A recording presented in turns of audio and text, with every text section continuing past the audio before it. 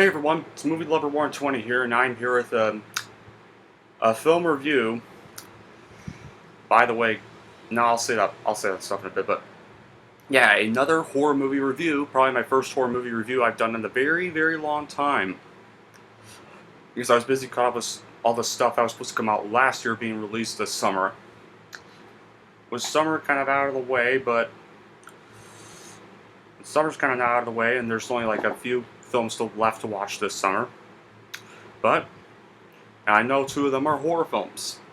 But we're not talking about 2021 reviews. This is a movie that came out in the 80s. The very start of the 80s. And of course, when it was released, it was not well received by critics like a lot of horror films. Like, guys, a lot of horror films that are loved by just about everybody, by film lovers, critics all over the world. Films like John Carpenter's The Thing, The Shining. Oh boy, what else can I?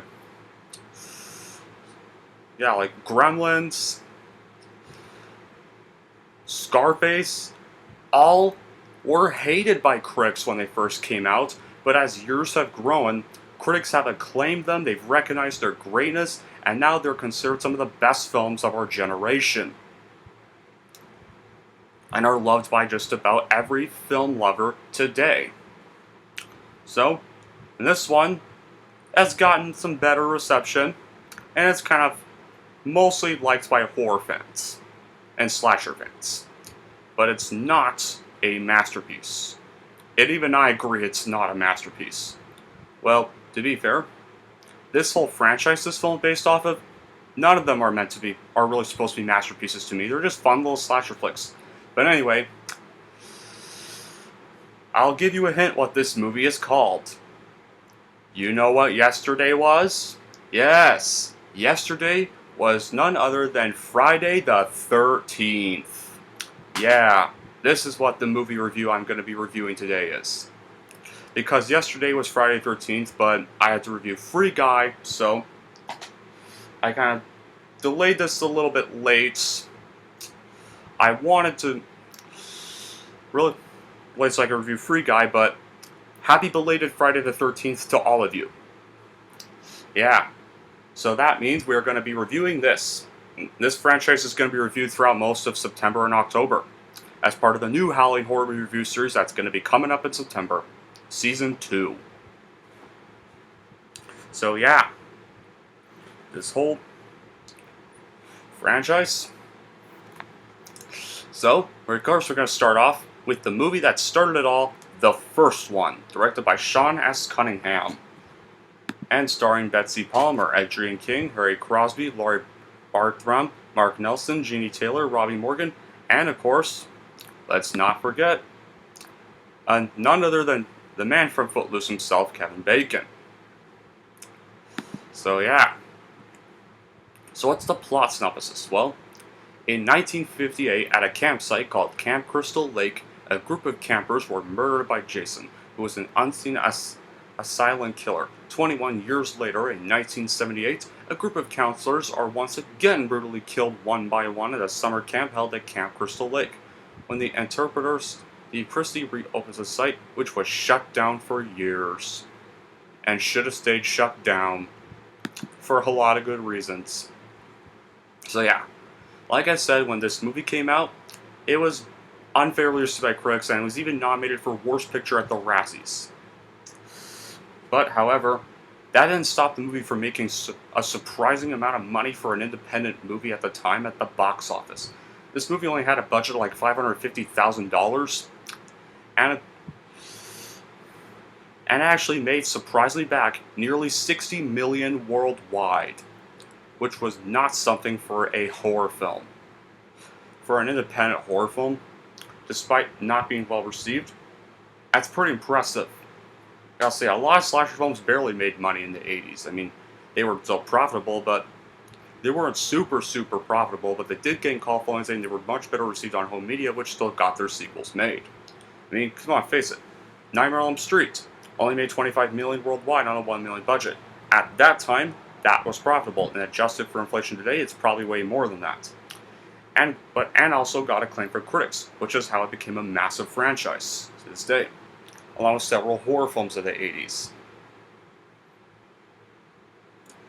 Yeah, I mean, The Thing didn't really get a sequel, but The Thing was better off without one anyway. The only thing The Thing got was a shitty prequel in 2011. Way too damn late. But back on to Friday the 13th.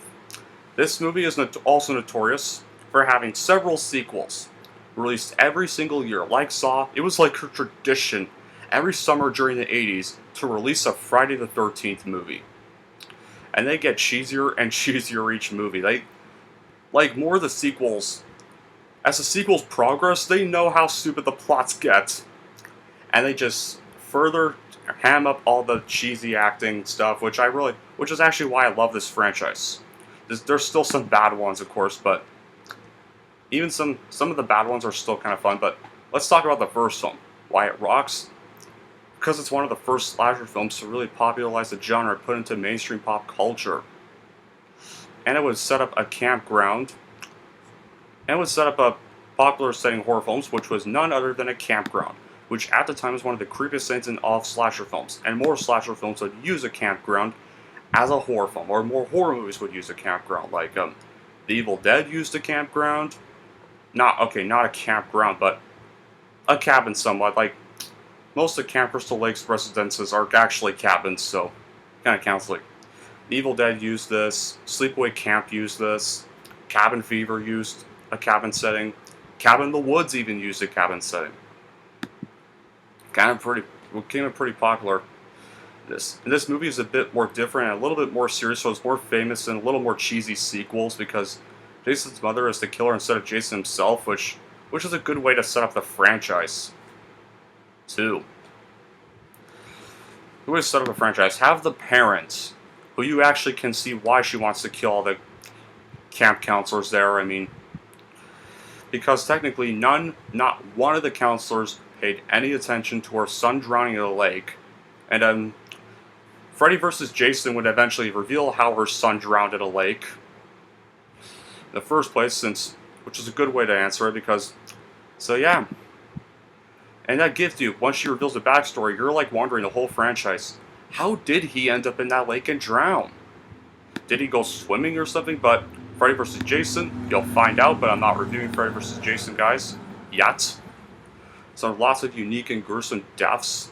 A great soundtrack composed by Harry Manfredini. Some amazing actors like Betsy Palmer, Adrienne King, Harry Crosby, and Laurie Bargram. And some excellent practical special effects. I mean, aside from being the most serious, I think this one's probably the most depressing of the series because once again, Mrs. Voorhees is a killer, yes, but she's honestly a killer you actually can feel kind of bad for. I mean, her son is dead. None of the counselors basically gave a crap. Or gave a shit that he drowned. So yeah, you can see why she pretty much went axe crazy. And how they kill her is that Alice decapitates her when she finally meets up with the counselors. When we finally see her, she has that final showdown with Alice, and Alice decapitates her with a shovel, which would also be kind of a bad quality because that's basically how most of the sequels, like, why didn't any of them who encountered Jason kill Jason this way? But oh well. It's Friday the 13th. Nothing's ever gonna make sense in Friday the 13th, guys.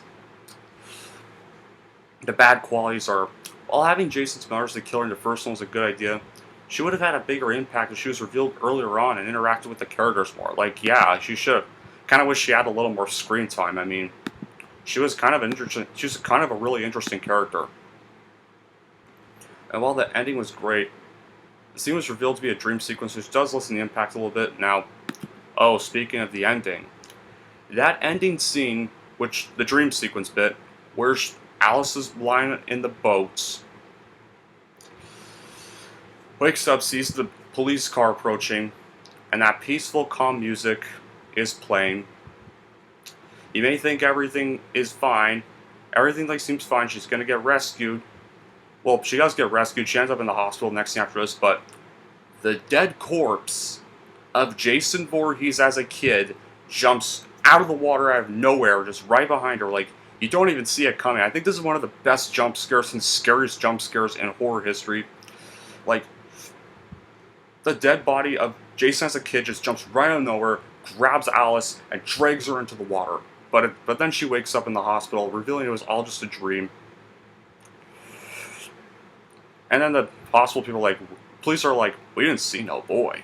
And then Alice realizes he's still there, and with that, there's bubbles forming around the lake. Well, I think that bubbles on the lake are just rain, really, just kind of rain falling down from the sky. But it still does hints that Jason is still alive, and we know what's all about to happen next. So, with those bubbles on the lake, thus a slasher franchise is born. So yeah, and about that jump scare scene, that when I first saw this movie, the jump scare with Jason Voorhees as a kid jumping out of the lake and dragging Alice into water really actually scared the shit out of me first time I saw this. No, was not expecting that to happen. And that's why it's one of my favorite jump scares in horror history. So yeah, it's a very good ending. Pretty, kind of a little bit of a sad slasher movie. And the most serious, I think this is also the darkest and most serious Friday the 13th movie. The sequels kind of take up, the sequels do get a bit gorier sometimes, but they get a little more hammy and cheesier as they progress.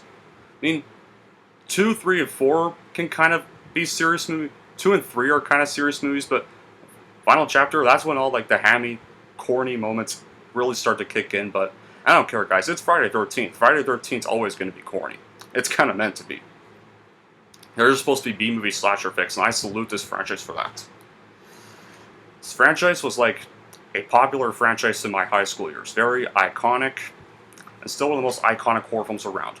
Is it the best of the series? Well, no. I'd say I'd put it at 5th best, because there are some better ones out there that I'm going to be reviewing soon. And one of those way better than this movie ones, is going to be the next Friday the 13th review, when I come back to reviewing Friday the 13th. But anyway, that'll be it for Friday the 13th.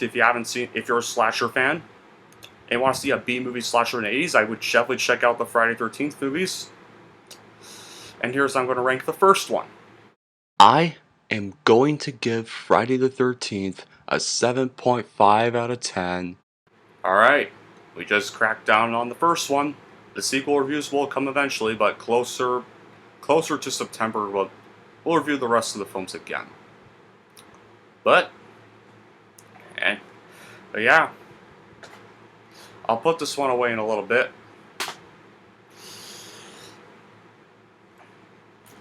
Well, yeah, speaking of, this Halloween horror movie review series is going to be for some of them are mostly going to be sequels. I'm going to review the Nightmare on Elm Street sequels this September to October, because I didn't cover those last year.